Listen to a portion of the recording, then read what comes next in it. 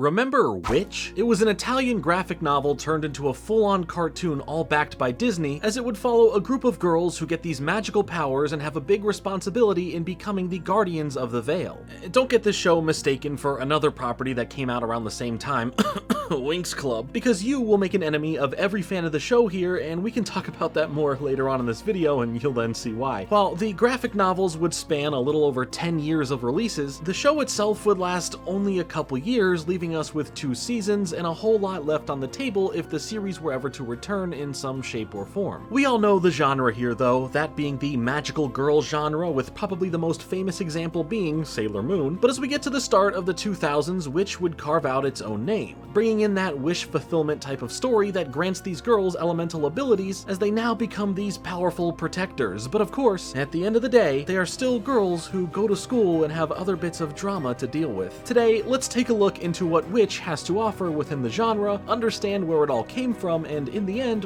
where did it go? Oh, and if you're watching this on the day it releases, happy Halloween.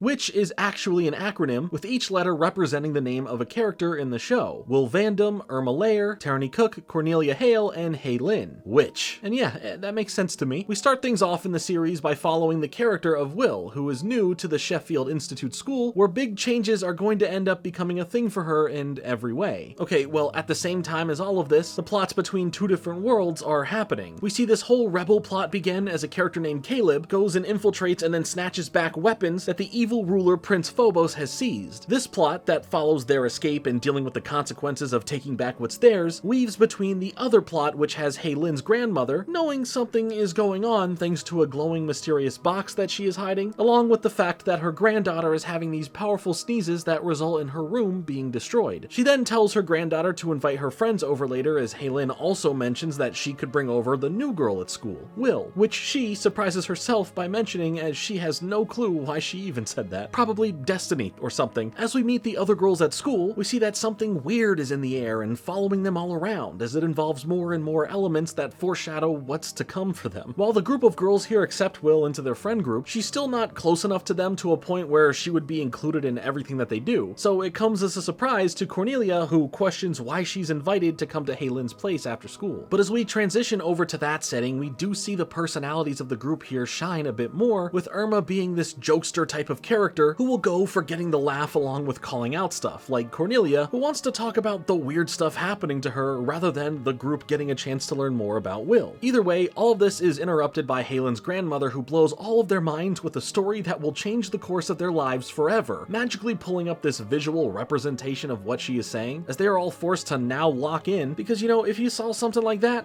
you'd be speechless too. Basically, this moment becomes the exposition dump of what's going on and what to expect in the series. We learn about there being this veil that protects all these other worlds from another one called Meridian, which is being run by the evil Prince Phobos. But he is a false ruler. He isn't the true heir to the throne, as it is believed that the true ruler is someone here on Earth, and these gateway-like portals have been appearing that bridge these worlds together. Now, these things need to be closed, and that's where the Guardians come in, as it is their responsibility to help close them with their powers to stop evil from going through them. Hei Lin's grandmother then drops the bombshell on them all about her being one of those Guardians when she was their age, and now it's being passed on to them to all become Guardians as well. We'll be right back with more Wit!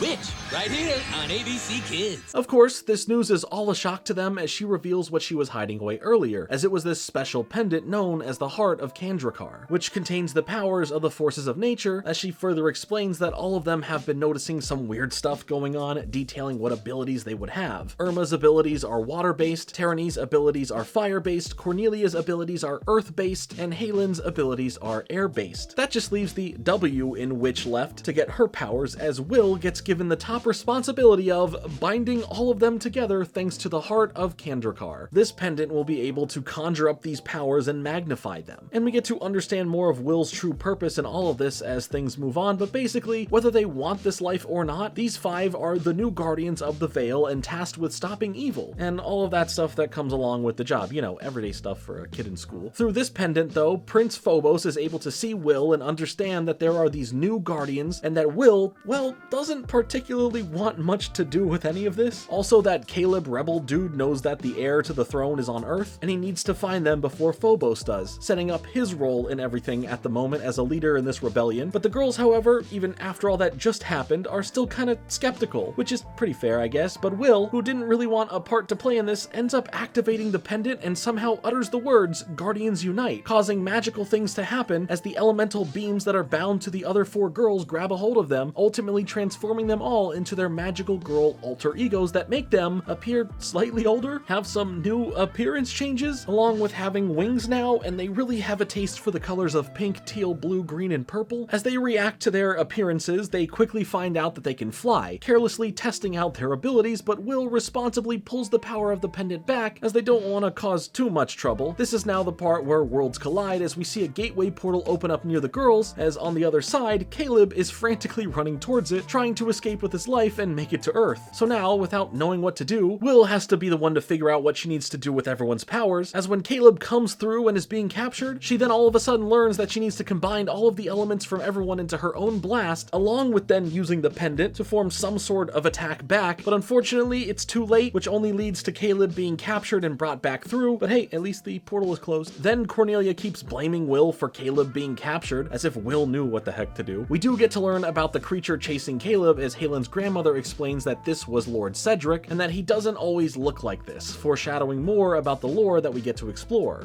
I didn't mean for that to rhyme at all, but either way, that's the introduction into the world of Witch when it comes to the show itself. The show does a great job at leaving you wanting more in the way that it sets up everything. We don't know all of the details, this other world exists, and there's so much going on that is left unexplained. The girls have no clue how to truly use their powers or how to be these guardians, but we get the main goals to work towards while we figure out the rest of the puzzle pieces. That's how a good pilot episode of the show like this should play out. Give me just enough to be interested, but not too much where I feel overwhelmed with information. Here's some information for you though. You can head over to Gamersubs by clicking the link in my description, and by using my code FRINGE, you can get 10% off any purchase you ever make for yourself. There's tons of great flavors, both new and old, and lots of great other things like their waifu cups, merch drops, and so much more. Use my code FRINGE every time you purchase anything from Gamersubs and you'll save 10% off your order. It helps support the channel, you save more money, and maybe in 2025 I will have my own special releases with them. So stay tuned and use my code FRINGE at checkout. I appreciate you. Now, like I mentioned, Witch is actually based off of a graphic novel of the same name, and also published by Disney. Created by Elisabetta Nione, Alessandro Barbucci, and Barbara Canepa, this series first released in April of 2001 and began pumping out monthly installments and didn't come to an end until 139 issues had passed, officially ending in October of 2012. That's a pretty impressive run, as the series would have several arcs that feature these characters and their adventures as these guardians. Clearly, based on the show only having 2 seasons, all of these stories didn't become a part of the show. Also, in many ways, the show itself adapts the source material in ways that make it differ pretty heavily when you compare it all back and forth in the end. My only experience with the graphic novel side of Witch was seeing these releases of it, both in stores and, funny enough, even a volume of it in my school library's very small and extremely fine-picked manga section. Now, I'm not gonna claim to be an expert on the graphic novel side of things here for Witch, but hey, I keep making jokes about making a manga channel, so maybe one day I will, and then who knows, maybe I'll look into the Witch series that way. Basically, I am not going to get into all of the changes made here between the graphic novel and the show, but I think it's worth mentioning that there are differences between the two, and I just want to talk about a few interesting things. There is a reason why there were so many differences though, and that's thanks to what the showrunners had to work with, as at the time of production, only 6 issues were available to work from, giving them part of what the full first arc would be, so it made things more complicated and thus led to more improvised decisions of what to do. The second season would benefit from being granted a lot more to work with and getting a larger picture of what the second arc would be about. There were also logistical issues as well that stemmed from not understanding and then finding plot holes within the purpose of what the characters are doing and how they are doing it, but this would all end up resulting in being told to basically do what you can do to make it work, I guess. You know, try not to overthink it and just do what you can. Either way, this process of creating the first season specifically led to new characters being created in general, like the character of Blunk. He's supposed to be this goofy comedic relief, but what is more fascinating about this is that this character originally was made for a show that Nelvana was producing that was originally created by Howie Mandel. Since they had access to this character that was never going to be used since the pilot of that other cartoon failed, Blunk was then born, and you either hate him or you tolerate him. I don't think he's as awful as some others out there may make him out to be. Either way, the show was made and would premiere in December of 2005. 2004, and which premiered with 2 episodes and became a pretty solid hit off the bat, releasing on a bunch of Disney's versions of cartoon blocks across their channels and around the world, mainly through Jetix, and oh boy, we already know that when it's time to talk about some Jetix, that we're gonna have a good time and have some fun. The second episode of the series brings in some more answers and explanations for what's going on to then get us ready for the journey ahead. We get to see more of Will and her importance to everything. It's not until the second season though where she even gets to have a power of her own, outside of being this pseudo-leader to bond them all together, as she gets the power of quintessence, which is boiled down to giving life or power to things through these electrical blasts, which makes sense that at the end of the day, she's been the one that can take in everyone's powers to then amplify them to cause greater effects. The focus on Phobos finding his sister, the true heir to the throne, puts Lord Cedric on Earth and disguised as a bookstore owner, as a way to track down the princess so he can get to her first, and so Phobos can take her powers and stay in charge. Caleb, on the other side of things, is a rough and tough fighter who is leading their resistance against Phobos, and he's pretty cool for the most part. He helps out in the ways that he can fight well with his skills in combat, but can be at odds with the girls here and there. There is also Matt Olson, who is Will's love interest in the show, and he comes around to eventually find out about the powers that the girls have, the world of Meridian, and in general wanting to be a part of the group to help out and fight. As a character, I think Matt is pretty cool, and for what he goes through and for his relationship with Will, there is a lot to take in and enjoy. Plus, his band makes some great music. Matt leads this great song called The Demon in Me, and because of what's going on with his character at this point in the second season, it's so deep. Okay, it's not like that deep, but it's kind of cool. When it comes to more season 2 related stuff, we get the big baddie of Nerissa, who was a member of the original Guardians of the Veil and essentially was in the same placement that Will is in now, holding the pendant and being the one who gets the power of quintessence. Her relation to everything and her plans are a lot more bold and threatening in comparison to anything with Phobos, and you can truly feel that in every way that they present her. And just in general, you can really feel that the second season was expanding on the lore of the world, bringing in a lot more side threats that the Guardians had to deal with, and a lot more personality building as the girls have had a lot longer to understand their abilities and become a lot stronger on their own and working together. The first season felt more about them nearly fumbling their way through understanding what they can do, leading them to become a lot more well off in the second season. We'll be right back to W.I.T.C.H, part of Jetix.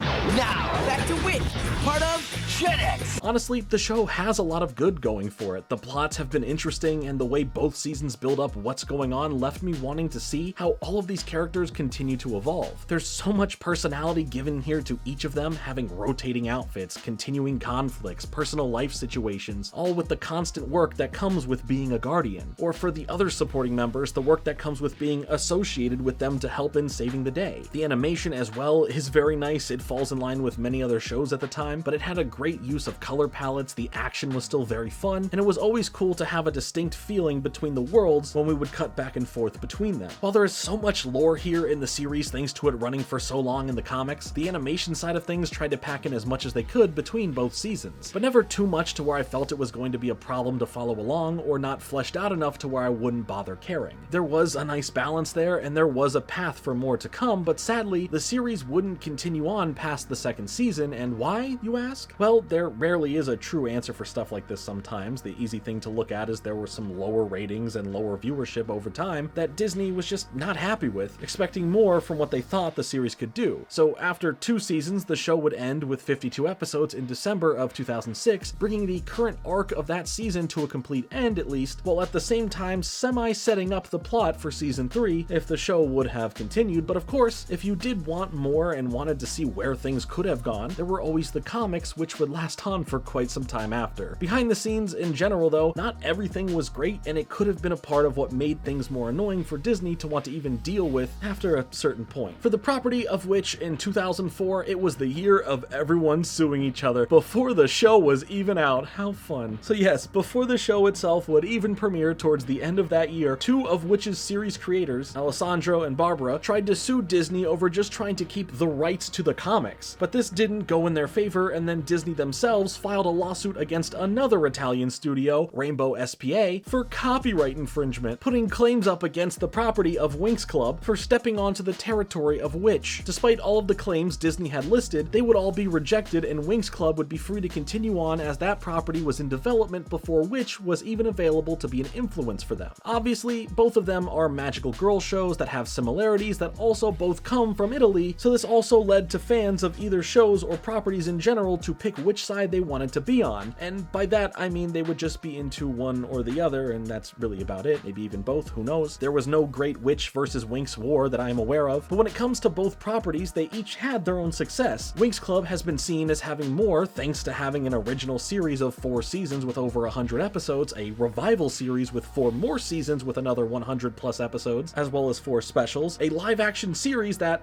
well, no one wants to ever talk about, and on top of that, is set for a new reboot series in 2025. But don't count out Witch, as aside from the show ending after 2 seasons and the comics coming to an end in 2012, the series has recently come back thanks to the 2023 graphic novel, as it was to be a reboot of the series as well. So who knows what's in store for the property. It's clear that Disney still owns it and is actively wanting to do something with it. Could we see a new reimagined animated series, a live action series, a movie? There are no answers to that now, but fans of the series would like to see something happen. Over the years, it's been asked, is Witch gonna come back? Can they do something with Witch? To which Disney responds with, well, nothing. They've been practically silent. This graphic novel's like the main first thing they've done. But in general, the original graphic novels are highly regarded. The show itself built up a lot of promise, and there is room with this premise to still make something fun out of. So only time will tell. But you tell me, did you ever give Witch a chance when it was airing in the mid-2000s? Did you ever read the graphic novels? Should the series continue to come back at all? Let me know in the comments below. Thanks so much for watching. Make sure to hit the like button and subscribe for more videos coming soon, but until then, later.